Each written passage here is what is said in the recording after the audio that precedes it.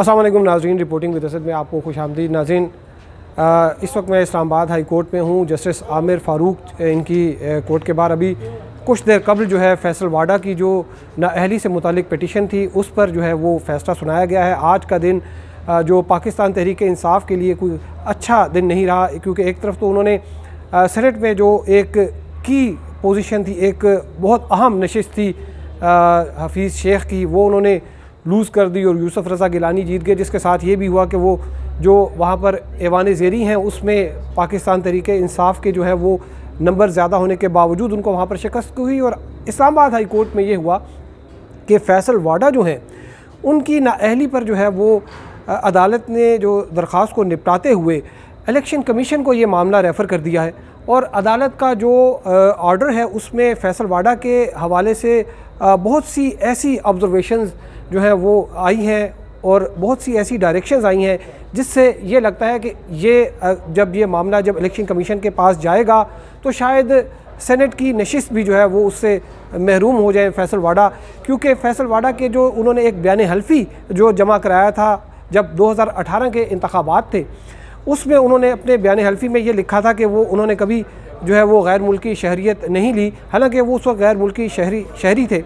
और जो supreme court का एक आर्डर था और उसमें आर्डर में बड़े वाज़े तौर पर यह था कि जब अगर कोई शख्स सेनेट या नेशनल असम्बली के कागजात नामजदगी जमा कराता है तो उस वक्त उसकी अगर कोई गैर मुल्की शहरियत है वो उसको छोड़नी चाहिए, और अगर उसने कोई एप्लीकेशन दी हुई है उस मुल्क के जो रेलिवेंट इदारे हैं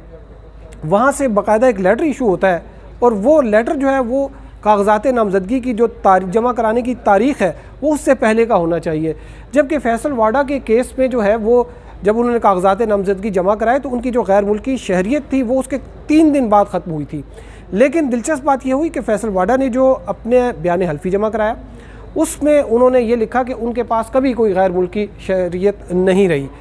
और यही वजह थी कि फैसल वाडा जो कि आबी वसाइल के वज़ीर हैं, वफाकी वज़ीर हैं और बड़े ताकतवर वज़ीर हैं, उन्होंने अपनी कौमी असम्बली की जो नशिस्त छोड़ी वहाँ से रिज़ाइन किया और उन्होंने सेनेट के इलेक्शन जो है उसमें उन्होंने कॉन्टेस्ट किया और वो आज मुंतखब वो हो गए हैं।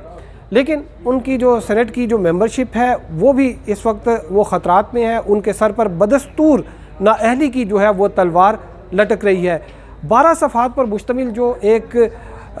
इस्लामाबाद हाई कोर्ट का ऑर्डर जारी हुआ है, अगरचे उसमें ये बात लिखी गई है कि चूँकि फैसल वाडा ने अपने जो कौमी असम्बली की मेंबरशिप थी उससे रिज़ाइन कर दिया तो को वारंटों की रिट जो है वो जारी नहीं हो सकती। इसमें मैं थोड़ा सा आपको बताऊं कि को वारंटों की जो रिट होती है उसमें यह होता है कि जो कोई भी पेटिशनर है वो ये एक सवाल उठाता है आर्टिकल 199 के तहत इस्लामाबाद हाई कोर्ट या किसी भी हाई कोर्ट में कि ये जो शख्स है इसके पास ये ओहदा है, इससे पूछा जाए कि ये ओहदा क्यों होल्ड कर रहा है,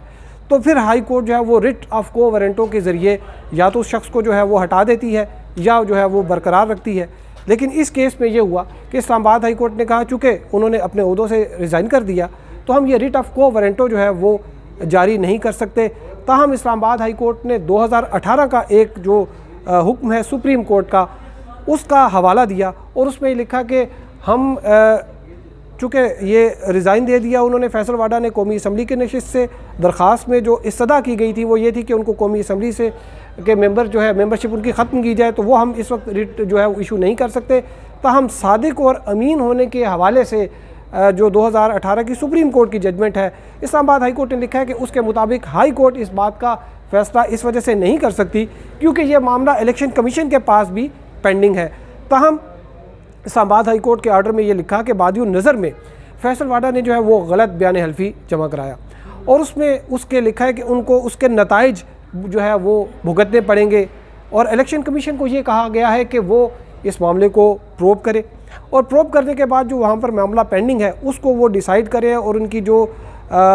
जो झूठा बयान हल्फी जो है वो जमा कराया गया है। इसमें जो सबसे ख़तरनाक बात जो फैसल वाडा के लिए है वो ये कि इस्लामाबाद हाई कोर्ट ने अपने ऑर्डर में लिखा है कि बयान हल्फी गलत जमा कराने की वजह से उनका जो वहाँ पर जो पेंडिंग मैटर है उसको जो ज़ेर इल्तवा जो उनका मामला है उसको आइन की जो आर्टिकल है 62 उसके तनाजुर में देखा जाए और 62 का जो आइन का जो आर्टिकल है उसमें डिस्क्वालिफ़िकेशन बनती है, वो डिस्क्वालिफ़िकेशन 5 साल की भी हो सकती है, 10 साल की भी हो सकती है, ताहयात भी जो है वो